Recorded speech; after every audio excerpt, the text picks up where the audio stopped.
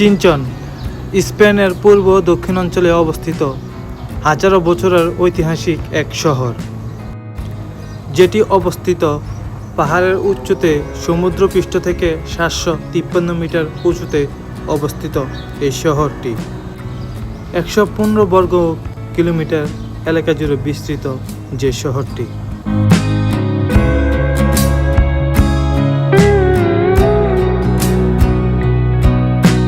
আসসালামু আলাইকুম beautiful people, welcome to my new another blog video. আজকে আমি আছি এখন বাস স্টেশনে 337 নম্বর বাসের জন্য অপেক্ষা করছি। আমি যাব আজকে মাদ্রিদ থেকে 50 কিলোমিটার দূরে একটা ছোট্ট শহর পাহাড়ের উপরে, আর সেখানেই আমি আপনাদেরকে নিয়ে যাব। তো আজকে আমার যাত্রা শুরু পাবনেস থেকে। আমার যাত্রা ছিল 1 ঘন্টার পথ, আর এই 1 ঘন্টার ভিতরে আমি 1 সেকেন্ডের জন্য বিরক্ত বোধ করিনি, কারণ আমি জানলার পাশে বসে এই সুন্দর ভিউগুলো উপভোগ করতে করতে গেছি এবং আপনাদেরকেও দেখাচ্ছি।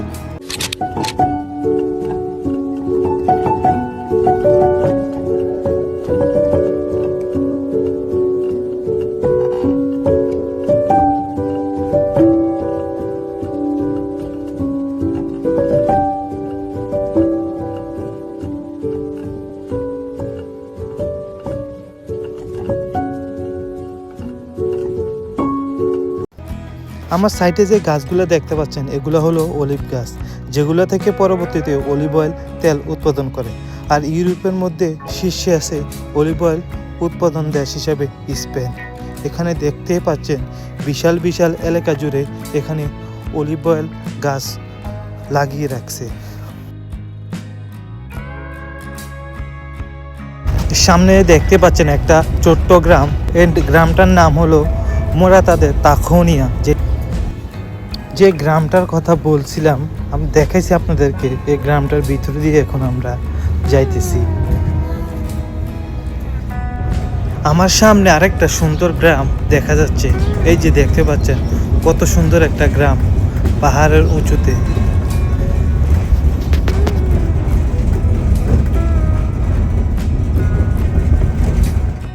এখন যে শহরটি দেখতে পাচ্ছেন, এই শহরটিতে আজকে আমরা ভ্রমণ করতে আসছি এবং এই শহরটির নামই হলো চিনচন। তো এখন আমরা নির্দিষ্ট স্টেশনে গিয়ে নামবো। গাইস, অবশেষে আমি চিনচন শহরে চলে আসছি। এখন আমি পুরো শহরটাকে আপনাদেরকে ঘুরে ঘুরে দেখাবো। এখন প্রথমত আমি যাব চিনচনের প্লাজা মায়ো নামে একটা জায়গা আছে, ওই জায়গাতে চলুন। চিনচন এই শহরটা আপনার মাদ্রিদ থেকে 50 কিলোমিটার দূরে। 337 নম্বর বাস দিয়ে আসতে পারবেন যারা আসতে চান। অনেক নিরিবিলি একটা শহর। এটা মাদ্রিদের আন্ডারেই চলে এই শহরটা। মূলত মাদ্রিদ হলো একটা পৌরসভা, আর এটা ধরেন একটা গ্রাম, যেমনটা আমাদের বাংলাদেশে তেমনটাই। সব কিছু কন্ট্রোল হয় মাদ্রিদ থেকেই। অনেক সুন্দর নিরিবিলি একটা শহর।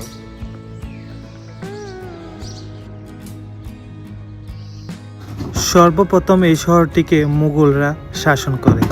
মুঘলরা যেসব শাসন করত, তখন এটা ছিল একটি কৃষি প্রধান অঞ্চল। পরবর্তীতে মুঘলদের হাত থেকে এটা মুসলিমদের হাতে চলে যায়। মুসলিমরা প্রায় এই শহরটাকে 300 বছর রাজত্ব করে। পরবর্তীতে 1083 সালের দিকে রাজা ষষ্ঠ আলফোন্সো এটিকে আবার খ্রিস্টান শাসনের অধীনে নিয়ে আসে। 1520 সালে রাজা পঞ্চম চার্লস এটিকে কাউন্টিং হিসেবে স্বীকৃতি দেয় এই অঞ্চলটিকে। এরপর থেকে শহরটিতে রাজনৈতিক ও সাংস্কৃতিক গুরুত্ব বাড়ে।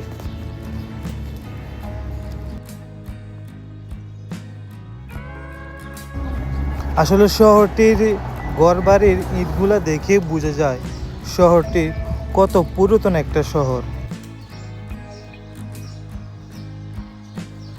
এই শহরটা পুরোটাই একটা পাহাড়ি শহর।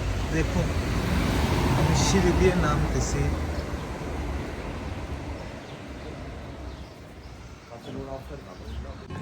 তো অবশেষে এই শহরের যে প্লাজা মায়ুর আছে সেইখানে আমি আসছি। আমি আপনাদেরকে দেখাচ্ছি।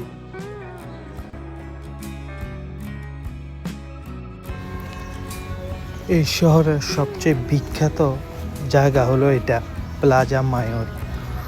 1500 শতাব্দীতে এটার নির্মাণ কাজ শুরু হয়, আর 1700 শতাব্দীতে এখন যে বর্তমান রূপ দেখতে পাচ্ছেন সেই রূপ দেওয়া হয় 1700 শতাব্দীতে। এখানে প্রাচীনকাল থেকেই গরুর হাট এবং মেলা, ধর্মীয় উৎসব এবং রাজাদের আনুষ্ঠানিক যত উৎসব এখানে পালন করা হতো। আমার পিছনে যে ঘরগুলা দেখতে পাচ্ছেন, দোতলা তিনতলা, এই ঘরগুলা কিন্তু সবগুলাই কাঠের তৈরি।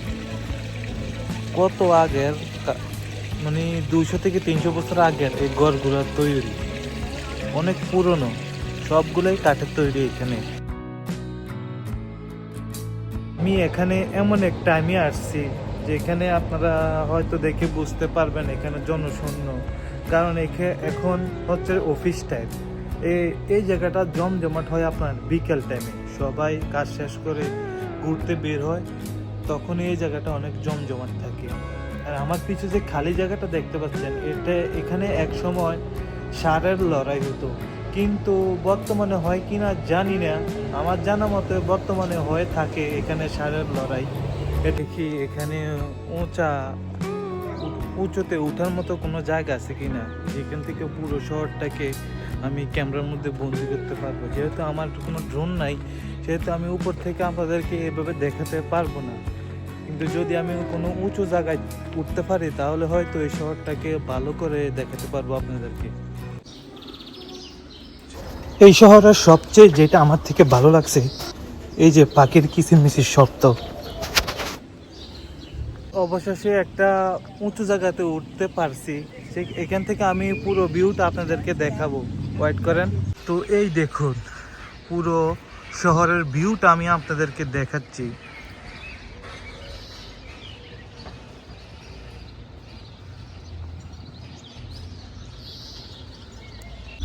আর এটা হলো অনেক প্রাচীন একটা গির্জা ওদের, যেটা এখানকার খ্রিস্টান পর্যটকদের কাছে অনেক জনপ্রিয় একটা গির্জা। এখানে অনেক প্রাচীনতম একটা গির্জা হলো এটা। একবার খালি ভাবুন, শহরের কোলাহল থেকে দূরে কোথাও এরকম শান্ত নিরিবিলি একটা সুন্দর জায়গায় আপনি আসছেন, আপনার মানসিক শান্তির কোনো অভাব থাকবে না এখানে, যতই টেনশনে থাকুন। আমার ব্যাকগ্রাউন্ডে হয়তো পাখির কিচিরমিচির শব্দ শুনতে পাচ্ছেন, পাখির কিচিরমিচির শব্দ, আর হালকা ঠান্ডা শীতল বাতাস, আর এত সুন্দর ভিউ, কিছু বলার নাই আমার।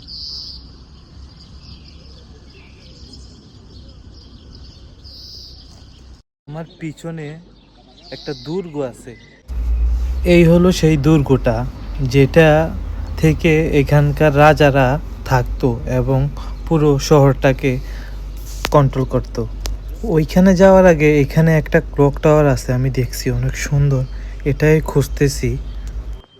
পিছে যে ভবনটা দেখতে পাচ্ছেন যেটার কাজ চলতে আছে, এটা মূলত এখানে একটা ক্লক টাওয়ার, যেটা অনেক সুন্দর একটা। ওই স্ক্রিনে যে ছবিটা দেখতে পাচ্ছেন এটা এরকম দেখা যায়, কিন্তু এখন কাজ চলার কারণে চারিদিকে দিয়ে এটা বেড়া দিয়ে রাখছে। এই জায়গাটা জমজমাট থাকে বিকেল টাইমে, তখন অনেক মানুষ থাকে। এটা চারপাশেই আপনার রেস্টুরেন্ট। একটা জিনিস আমার থেকে অনেক ভালো লাগছে, যে আমি ভাবছিলাম এখানে জিনিসপত্রের দাম অনেক বেশি হবে, কিন্তু নর্মালি আমাদের মাদ্রিদে নর্মালি একটা কাফে খাইতে গেলে আপনার 1 টাকা 60 পয়সা লাগে নর্মালি। আর এখানে অনেক সুন্দর করে একটা কাফে ডিজাইন করে, নর্মালির মধ্যে একটা সুন্দর করে ডিজাইন করে দিয়েছে একটা কাফে, 1 টাকা 90 পয়সা রাখছে। আমি মনে করছি আরো বেশি রাখবে, কিন্তু মাদ্রিদ থেকে 50 কিলোমিটার দূরে একটা পর্যটন এরিয়া এত কম দামে রাখবে আমি কখনো ভাবিনি। এখন যাব, এখানে একটা 1500 শতাব্দীর একটা পুরনো দুর্গ আছে, সেই দুর্গটাই যাব এবং দুর্গটার ইতিহাস সম্পর্কে জানবো এবং আপনাদেরকে জানাবো। তো ওইখানে যাইতেছি, চলুন। দেখা যাক। এই শহরের বিল্ডিংগুলার ইটগুলা দেখে আপনারা বুঝতে পারছেন এই শহরটা কত পুরনো একটা শহর। ইট না, মূলত এগুলা পাথর। 1706 সালে যখন রাজা ষষ্ঠ ফিলিপ এই শহরে অবস্থান করে, তখন তার সমর্থনের জন্য এই শহরকে very noble and very loyal উপাধিতে ভূষিত করে। 1808 সালে নেপোলিয়ন ফরাসিদের সাথে এই শহরে যুদ্ধ লাগার পরে এই শহরটি পুরোপুরিভাবে ক্ষতিগ্রস্ত হয়ে থাকে। তখন যে দুর্গটির কথা বলেছি, যে আমার পিছনে দেখতে পাচ্ছেন, এটা 1500 শতাব্দীর একটা দুর্গ।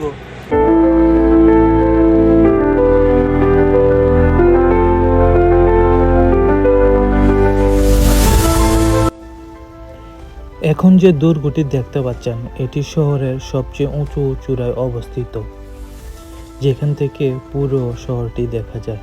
এই দুর্গটি বর্তমান স্থানে 1500 শতাব্দীতে প্রথম নির্মিত হয়েছিল, তবে 1520 সালে কমিউনারস বিদ্রোহের সময় এটি বিধ্বংস হয়ে যায়। বর্তমানে যে কাঠামো আমরা দেখি সেটি 1590 থেকে 1605 সালের মধ্যে চিনচনে তৃতীয় কাউন্ট দিয়েগো ফার্নান্দেজ দি কাব্রেরা পুনরায় নির্মাণ করে। দুর্গটি দুইটি বিশাল চতুর্ভুজ আকারের অংশ নিয়ে গঠিত। এর দেওয়ালগুলো বেশ পুরু এবং কোণগুলো শক্তিশালী গোল টাওয়ার বা বুরুজ রয়েছে। এর চারপাশে ঘিরে গভীর পরীক্ষা রয়েছে, যা একসময় শত্রুর আক্রমণ থেকে সুরক্ষা রক্ষার ব্যবহারে হতো। আর দুর্গটির প্রধান প্রবেশপথে একটি ঝুলন্ত ব্রিজ আছে, যা শত্রুপক্ষের আক্রমণ থেকে এই দুর্গটিকে রক্ষা করত।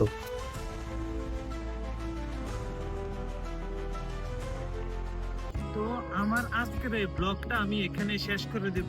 কিছু কথা বলে আমি ব্লগটা শেষ করে দেব। দেখুন ভাই, আমার যে বয়সটা, এই বয়সটা কিন্তু এখন ঘুরায়। একটা সময় দেখা যাবে আমার কাছে টাকা আছে, পয়সা আছে, সবকিছুই আছে, কিন্তু এখন যে শখটা আর সময়টা, এটা আমি কখনোই ফিরে পাবো না।